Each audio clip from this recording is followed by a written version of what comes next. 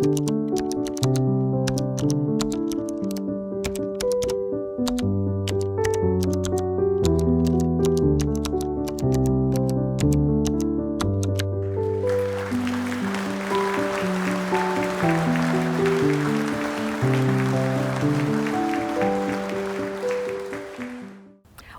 to Meet the Author. Our featured book is by author Michael DeWitt, The Fall of the House of Murdaugh. Yes, that Murdaugh, whose crimes have been covered around the world by media. What stands out with our author, Michael DeWitt, is that he actually lived and worked among the Murdaugh clan. Let's meet Michael and hear this inside story. Michael, will you do us a favor by taking us in to the setting of Hampton County and how your life and work really wove through this Murdaugh saga? Hampton County has been a very quiet place, or at least we thought it was a quiet place, for a long time. It's one of these places, little inland corner of the low country. We're an hour from everywhere. We're an hour from Hilton Head, Savannah, Beaufort. So close to everything, but still out in the middle of nowhere. And I was born and raised there, live on a nice family farm out in the southern part of the county. And I became the editor of the paper roughly 20 years ago. There's one weekly newspaper, the Hampton County Guardian, has been around 144 years, and I've been the editor for almost that long, 20 years. And I knew the Murdaugh family well. Went to school with Alex Murdaugh's little brother. His mother, Libby, who passed away recently, was one of my teachers. She taught me in middle school, English, literature, grammar. And I always grew up hearing stories about the Murdaughs, particularly Buster, Alex's grandfather, right, and the moonshine and the good old buddy system. And we thought all that was in the past. We knew the Murdaughs weren't always crystal clean, but we thought all that was in the past. And this recent crime saga has opened up old stories, opened up new wounds in our community. A lot of people have been and are still being impacted by this story. Mm. Now, I read your previous book, and that was the Hampton County history that you gave us, and the wicked Hampton County history. You gave us a little shady side, and already some of the Murdaugh stories sort of popped up through the beginning of the book, but of course, published in 2023, the book concludes with the emerging crimes of Alex. Right. What a finale to the book. Absolutely. Did you know immediately that probably there should be another book from you with more detail about that story? That's a very good question. Wicked Hampton County was not a book that was written in a vacuum. Before this crime saga happened, I was already an accomplished writer. Maybe not an accomplished author, but an accomplished humorist. I was writing a column that was being distributed throughout our company nationwide, a humor column. One of my role models has always been Louis Grizzard. I wanted to be the South Carolina Low Country's version of Louis Grizzard. And I also wrote for outdoor magazines like Sporting Classics and South Carolina Wildlife. In the course of writing humor and the outdoors, I had already published 2 books, and one of them was a history of Hampton County called Images of America, Hampton County. It's a photo history, about 18 to 20,000 words of text and about 240 photos. And in the course of researching that history book, and this is for a national, Arcadia Publishing, the History Press, big national, international publishing house. In the course of researching Hampton County's wonderful history, who founded this, who built this, I came upon all these dark stories. And as editor of the newspaper, I had all the archives in my office. I had all the newspaper archives, I had artifacts, I had every history book ever written about Hampton County. I had all that in my collection in Hampton. And I'm stumbling upon these dark stories that had been forgotten, stories of, you know, Reconstruction, the Klan, lynch mobs, murder, moonshine. I was always been fascinated by moonshine. And of course, the Murdaugh stories were kind of underneath, but not, they didn't pop out at me in that research effort. So this was 2015. In the course of researching for that book, I found all these wonderful dark stories, but I kind of put them away for a rainy day, put them in a folder, and I said, well, I'll get around to writing this dark history of Hampton County, was what very unoriginal title, what I was going to call it. And this crime saga happened. And I'll go into it in this upcoming program about how I resisted the urge to write about the Murdaugh family crime saga for a long time. I turned down book offers, I turned down TV interviews. But when I finally decided to write the Murdaugh story, I said, I can't leave this book unfinished. I can't leave it hanging. Okay. So long story short, in the course of 18 months, I wrote 2 books. I wrote Wicked Hampton County. I finished Wicked Hampton County and wrote The Fall of the House of Murdaugh. And one was published in May of 2023 and one was published in December of that year. Yeah, I loved the timeline that you set up. That was interesting. Now, there is, you know, a worldwide coverage of this story from Hampton County, but yet I felt like you had that inside advantage. Is that how you felt, you know, that you could tell this story like no one else could? I didn't feel that way at first. First, obviously, I'm not going to lie, I was intimidated. I've never dealt with a story like this ever in my life. If you know anything about a small town newspaper, a community newspaper, I like to call myself a country weekly editor. It sounds better, doesn't it? Country weekly editor. A small town editor has to do a little bit of everything. You might be writing about a town council meeting or a county council budget or a high school football game or grandma wins a pound cake contest, you know? So you have to be a writer and a storyteller and with a little bit of knowledge about everything. And prior to this, I had no training or experience as an investigative journalist. You know, wasn't what I was trained to do, wasn't what my strength. And all this happened, and journalists from around the world, top-notch investigative journalists, are coming to Hampton. They're coming to South Carolina. They're in the courtroom. They are all over this story. And at first, at first, as I came to find my legs and find my place in this story, at no point did I feel like in the beginning that I owned this story. I was struggling to keep up with the rest of the world and out of my comfort zone. And it occurred to me, other editors and writers were telling me, nobody can tell this story like you can. Nobody knows these people, nobody knows this place. And that was my strength. And I'll also touch on this in my upcoming presentation. While the hundreds of journalists around the English-speaking world are trying to predict what's going to come next, I went back in time. I went back into the past, the history, and started writing about all of these dark deeds that we read about in Wicked Hampton County. And you'll read about and follow the House of Murdaugh. You know, what my grandfather, what was old news to my ancestors, it was fresh, interesting, exciting backstory for the rest of the world. I did an article about the train wreck where Alex's great-grandfather was killed, and that article, no one else had ever dug so deep into that story. Now it's going to be in several books. It's already in a couple books. I was the first one to pull that story out.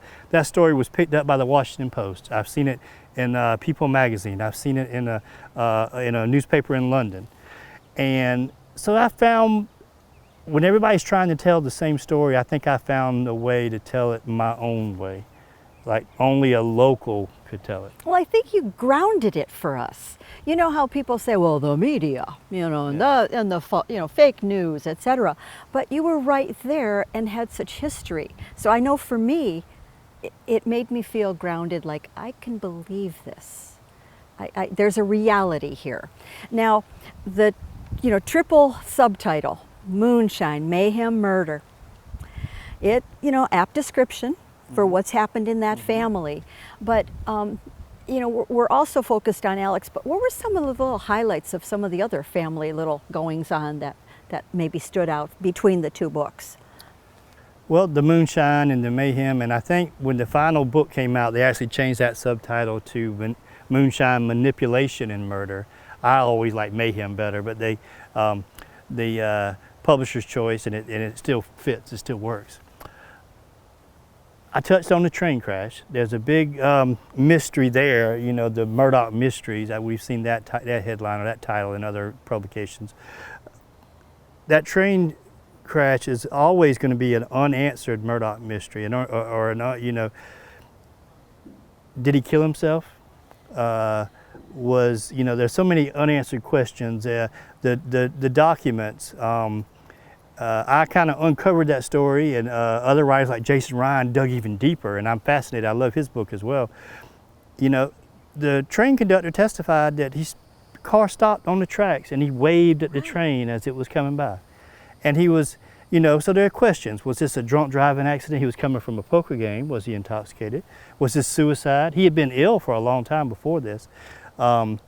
His family benefited from a lawsuit that his son filed. Was this part of a sacrifice to he lost his wealth during the Great Depression. Was this his way of giving, in his final act, to kill himself, to transfer wealth to his son and his family? So lots of unanswered questions. The Moonshine Conspiracy. Buster Randolph Murdaugh Jr., which is Alex's grandfather, was one of roughly 30 people involved in a moonshine conspiracy that included a sheriff, magistrates, deputies, and he was the only one that got away free.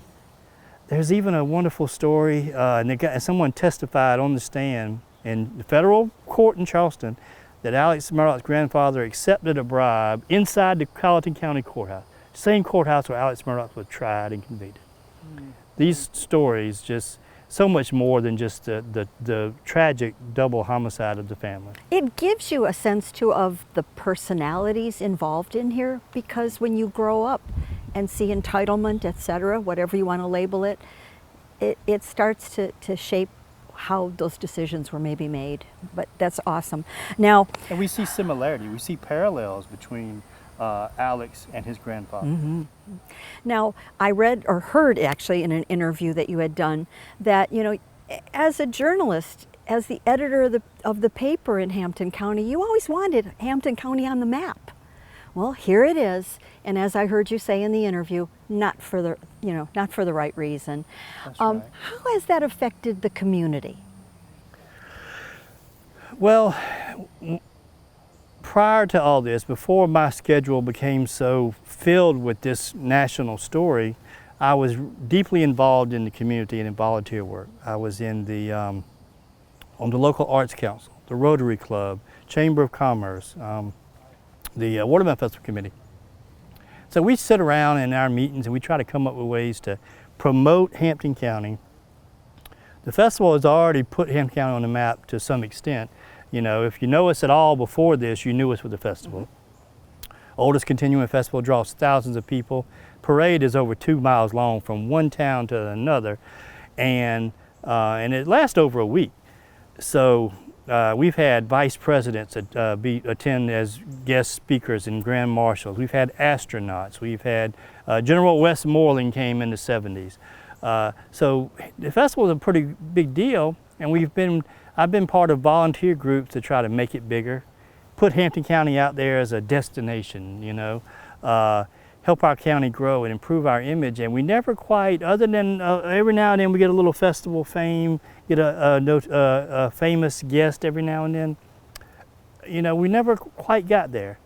And now all of a sudden this happens, and people around the world know where Hampton County is, and they know us. We're on the map, but for the wrong reasons. I've had people tell me, economic development officials tell me they get off a plane in Taiwan or somewhere, and when they tell people that they're from Hampton, South Carolina, the first question they ask, do you know the Murdaughs? Or I know where you're from.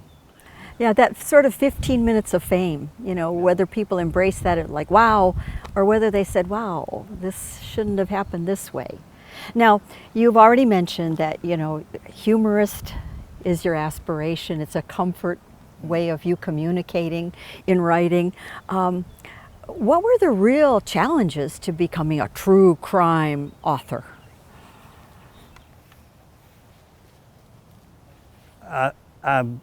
As I said, I resisted this true crime label at first.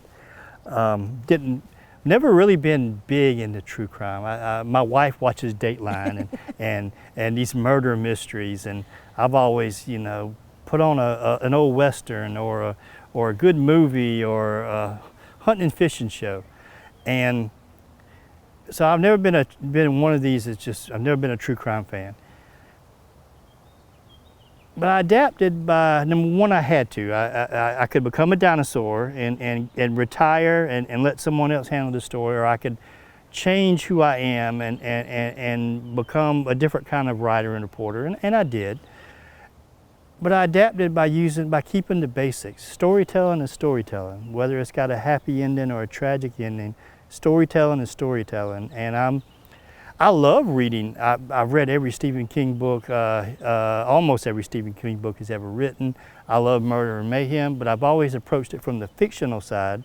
Never been a true crime person, and I just applied these fictional elements, these creative writing elements, and storytelling elements to my work, and I'm just telling a different kind of story.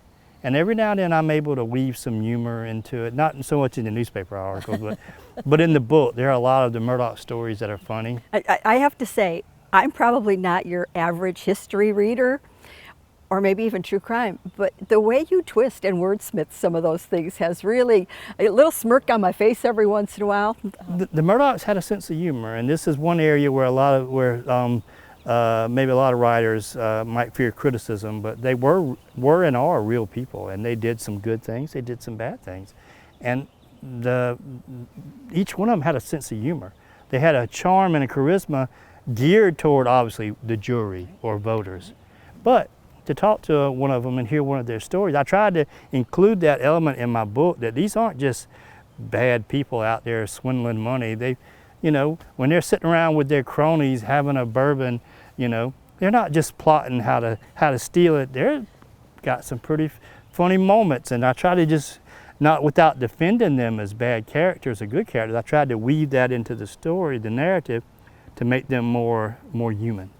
Now, we'll conclude this interview by me quoting, hopefully correctly, your inspiration, Louis Grizzard, where he, I believe, said, "I just wish one time I could be like other writers and buy me a villa in Spain and write a book." So, what is your wish for your next writing pursuit? Love to have a villa. I don't think that'll happen in Spain. And I was just telling my crew that came with me, saw in the news today that the author of the Harry Potter books, J.K. Rowling, allegedly, according to a news report, her yacht parked in Charleston Harbor this morning. So there's something to aspire to if you're an author. I think you should go over as a fellow author. Hey. I could see me fishing off the front of a big old yacht. Invite her to Watermelon Festival. That's right, that's right. But I am, for a while there, especially for 6 weeks when I was sitting in that courtroom every day, and I said, when this story is over, I want nothing else to do with true crime. I want nothing else to do with it. But I've changed my thinking. I'm never going to be a true crime writer.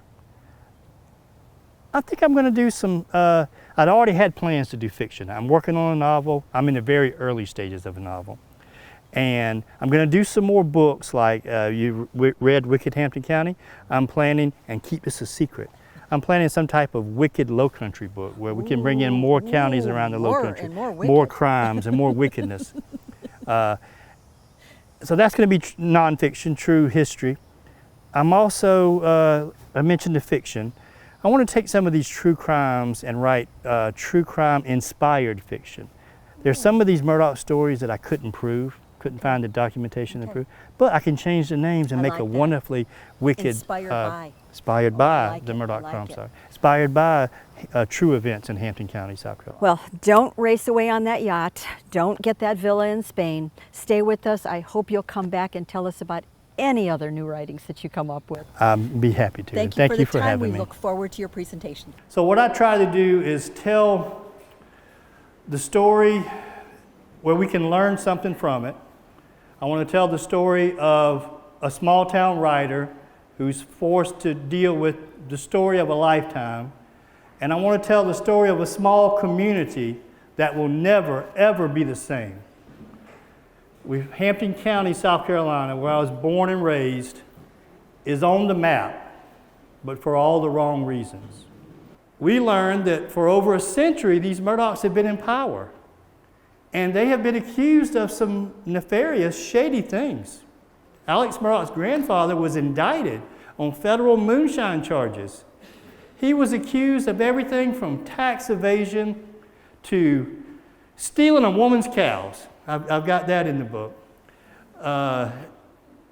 He was accused of accepting a moonshine bribe right inside the Colleton County Courthouse. A witness on the stand in federal court in Charleston testified that a deputy handed the sheriff, let me see if I get it right, 4 $100 bills as a moonshine bribe, and he peeled 2 of them off and handed them to Alex Murdaugh's grandfather, Buster, right inside the same courthouse that Alex Murdaugh was later tried for murder.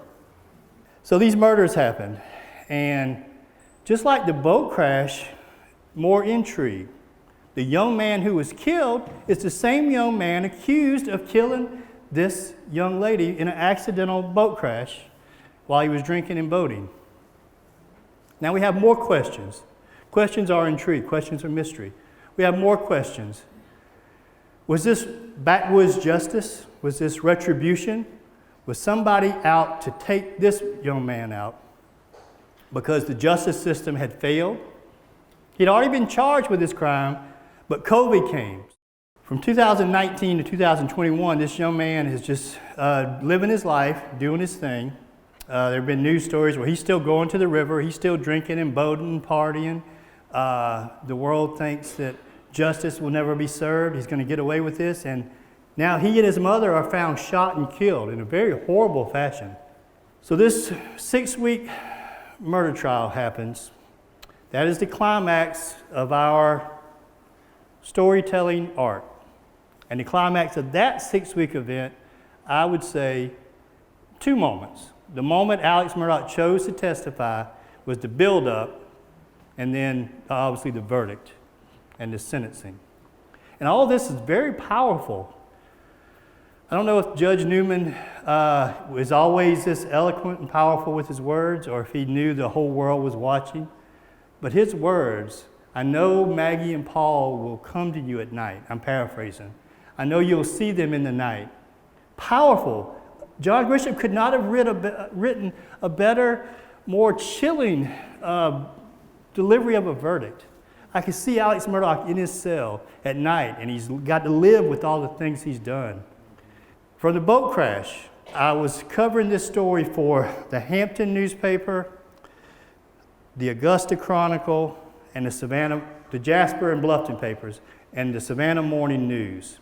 So I was covering the boat crash for that small group of papers from Savannah to Augusta.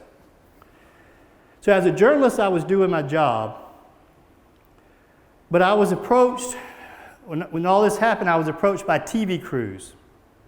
I was approached, people asked me, other writers, people asked me, you ought to write a book about all this. I had to learn, I had to basically almost overnight transition from a weekly country editor, where I had to write about a variety of things and had all week to do it, to a national journalist, overnight almost, to a journalist that's writing 7 stories a week just on one topic, one crime, 3 stories a day just on one crime.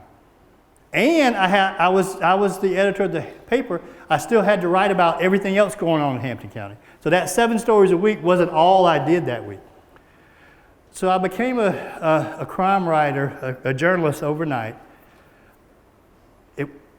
I'm 52 years old. I'm too old to start over. I thought about quitting many times, especially during the 6 weeks of the trial. I turned down these TV interviews. I turned down court TV several times. And I'm not disparaging any news agency. I've made a lot of new friends through this. But for my own personal reasons, I turned down Dateline, I turned down Court TV, turned down a lot of these interviews. I resisted the urge to write a book. From 2019 to 2021, when the murders happened, my response was no thank you. I didn't do any kind of publicity other than writing for these newspapers. When the murders happened, I now found myself writing for papers around the country, the USA Today network. Now there's more TV stuff. And this is a funny little side story. My company found out that I was turning down NBC Dateline and found out I was turning down Court TV. So we had a meeting, and it wasn't a bad meeting. It wasn't what they call a come to Jesus meeting. I was very surprised. Our corporate office in California, we had a Zoom meeting on the computer. And I was very surprised at the support I got. And over a course of a couple of meetings, I was convinced to do these things with this simple message, that people around the world are telling Hampton County's story, but nobody can tell it like you can. Are they getting it right? Are they telling your hometown story right? And some of them weren't. Some of the media, and I don't want to use the word tabloid media, but some of them were painting my entire hometown, the lower part of South Carolina, the Low Country, as this corrupt, evil place. We're all backwoods, and corrupt. And that's only partly true. And so I had these stories, and I'd put them away for a rainy day. And when I decided to write the Murdaugh crime saga, I decided to finish Wicked Hampton County, but I decided to do it the way I felt was the right way. Well-researched, well-documented, factual, fair. I've tried to paint the people in these true life events as real people. They're not all good and they're not all bad. How do you tell this story that really begins 100 years ago and doesn't really seem to have an end? If I started writing this back in the Civil War, when the Murdaughs came to this area and became wealthy, that wouldn't be a very entertaining book. You'd have to read 100 or 200 pages before you got to any murder, mayhem, anything in the modern era. So in the fall of the House of Murdaugh, I chose to use twin parallel plot lines. I have one chapter where I begin with the boat crash. And then I have an alternating chapter where I go into history and talk about, I believe it's J.P. Murdaugh II, was a Civil War hero and came to Hampton County and had already grown his wealth in Beaufort and Charleston County, came to Hampton County and fathered Randolph Murdaugh Sr. So we have I do alternating chapters, modern events and then a historical chapter, and I have a date to keep it from getting confused. And basically these twin parallel plot lines rise in action from the boat crash to the everything until we get to the murders. And I tried to wrap up the historical part by the time we hit the murders. After that, I try to speed things up, and the narrative is all modern day courthouse, indictments, lawsuits. So that's what I attempted to do with Fall of the House of Murdaugh.